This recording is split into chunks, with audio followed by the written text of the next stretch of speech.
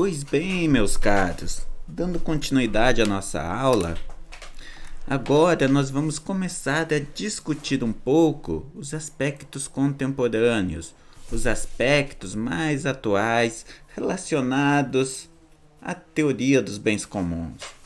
Vejam, o nosso objetivo aqui não é trazer teorias, é apenas trazer algumas evidências, ou seja, apresentar uma coleção de evidências com o objetivo de possibilitar uma reflexão sobre esse novo conjunto de ideias que está surgindo.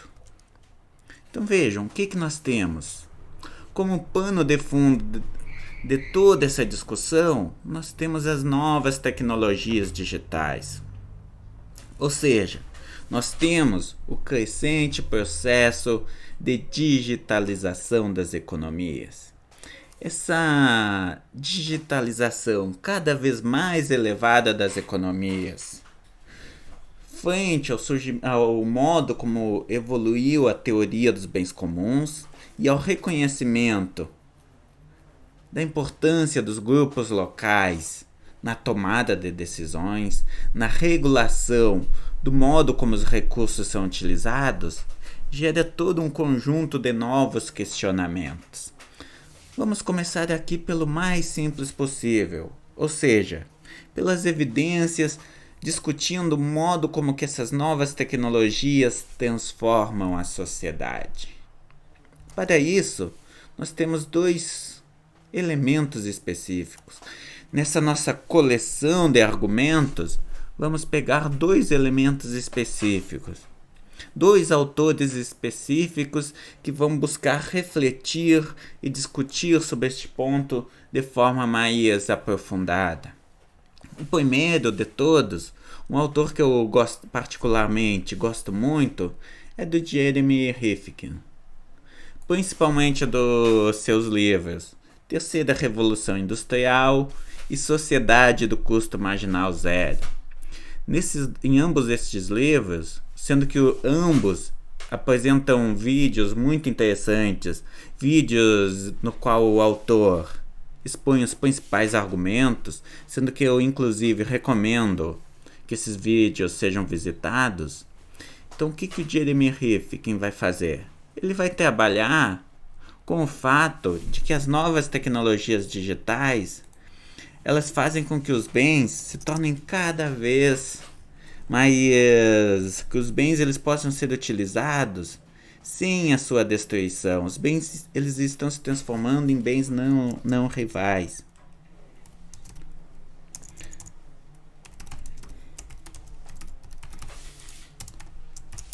Sendo isso propiciado pela própria digitalização.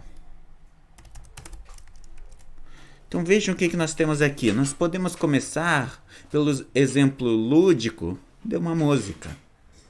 Vamos voltar no tempo. Se nós pegarmos uma música, o que nós observamos? Digamos lá na Idade Média. Se uma determinada pessoa ela quisesse ter acesso a uma música, o que ela precisaria fazer? Necessariamente ela teria que ser um rei, uma pessoa da alta corte, algo assim. Por quê? Porque para que essa pessoa tivesse acesso a essa música com frequência, ela teria que ter todo um conjunto de músicos próprios. Ou seja, o acesso a este bem ele era limitado devido às características, ao modo como ele era ofertado.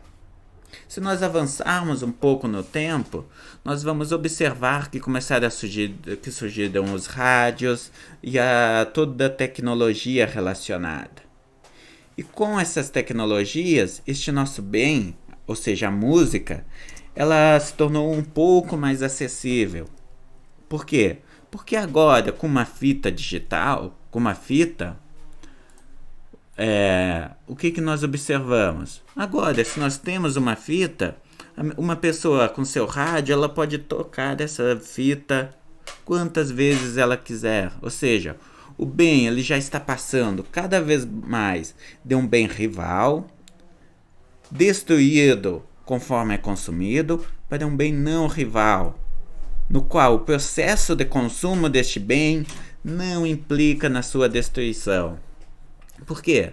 Porque essa fita ela ainda tem um prazo de validade.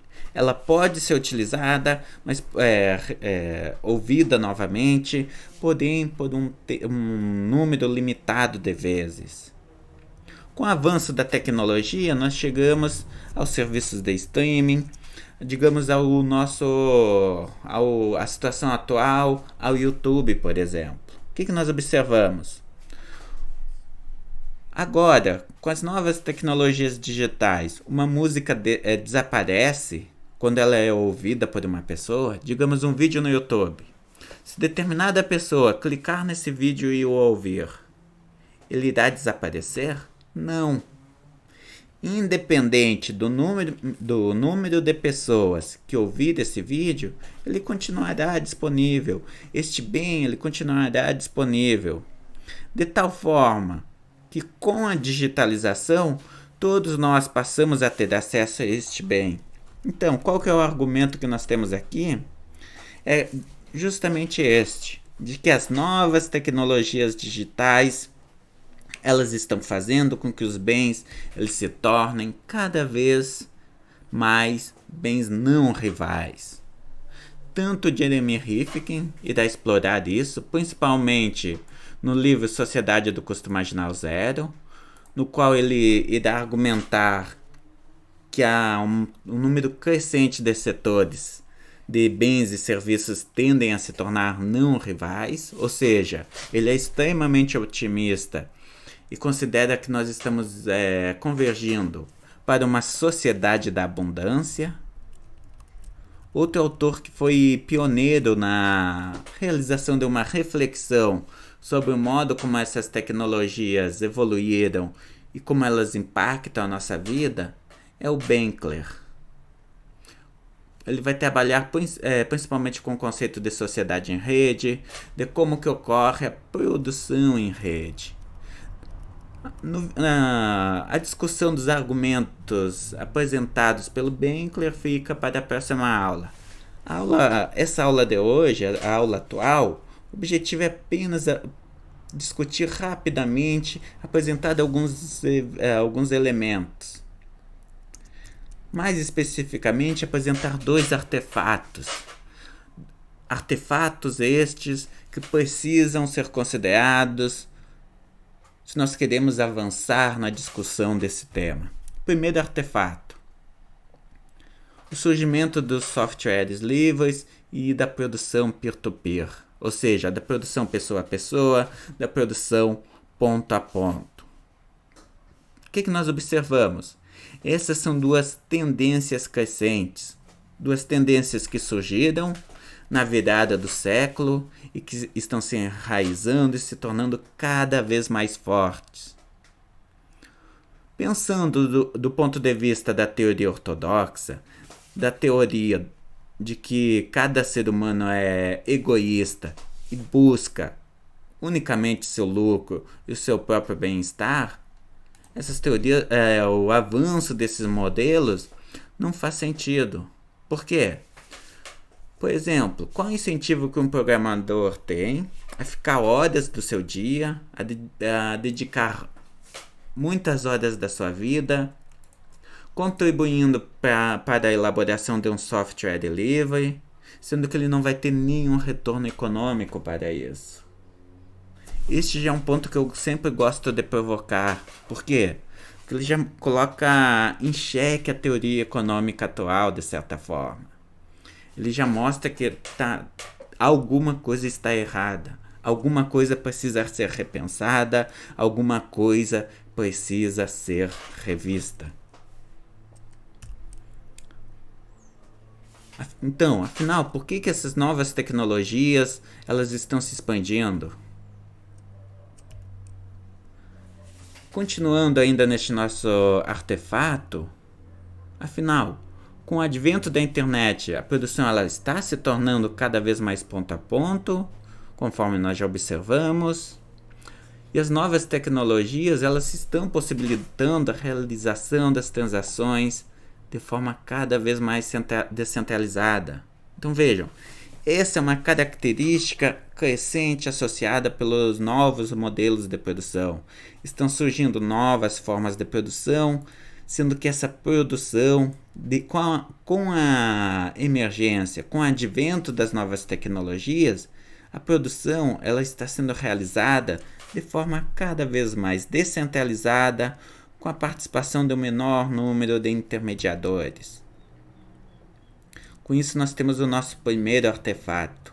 Segundo artefato, a necessidade, a existência de uma discussão atual dentro do pensamento científico sobre a necessidade de se retomar o sentido clássico de cosmos, ou seja, de bens comuns. Na verdade, existe todo um campo político, existe todo um esforço reflexivo que tem sido realizado nesse sentido, no sentido de discutir a importância de se retornar ao sentido clássico, lá da literatura grega sobre democracia, sobre a importância e o papel do Estado. Vejam o que nós temos aqui. Nós não estamos falando no ressurgimento de um pensamento comunista estatista. Nós estamos falando na necessidade de se repensar, de se desenvolver formas de autogoverno.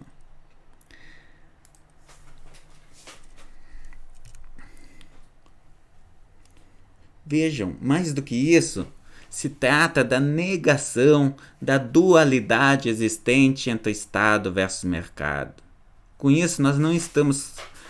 o objetivo não é negar o mercado em defesa do Estado, nem muito menos negar a importância do Estado frente ao mercado, mas sim tentar avançar no sentido de construir uma teoria mais concisa, que busque retomar, voltar às raízes, voltar à discussão que existia lá na Grécia Antiga, no sentido de construir uma sociedade livre, onde que os agentes possam exercer as suas funções de autogoverno, em que o sentido e a importância dos bens comuns, dos recursos comuns, eles seja retomada.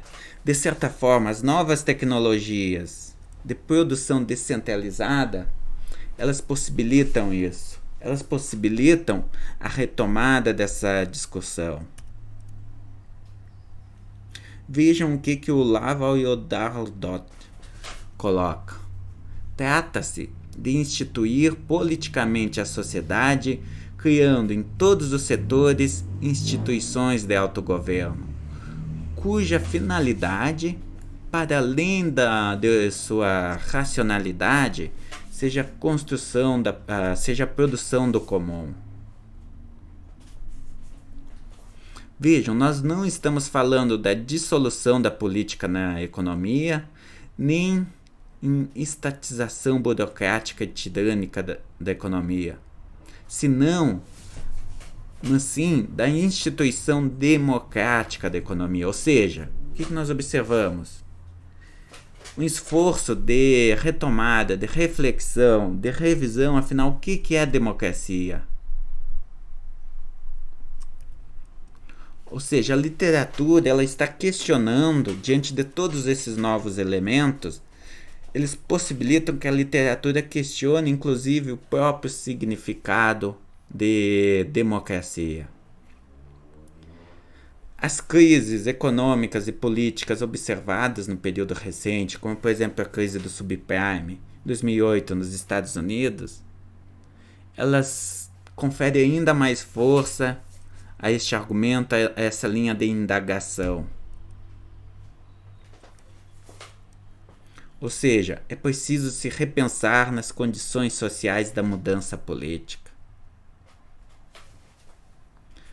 Como que a sociedade, dados todos esses elementos, seja a evolução das novas tecnologias, as crises que colocam em xeque o modelo atual, como que a sociedade retomou essa necessidade de reflexão e de mudança, dado que o modelo atual, por assim dizer, apresenta certas inconsistências, essa temática ela é retomada com a necessidade de revisão do conceito de comuns, ou seja, do conceito de bens comuns.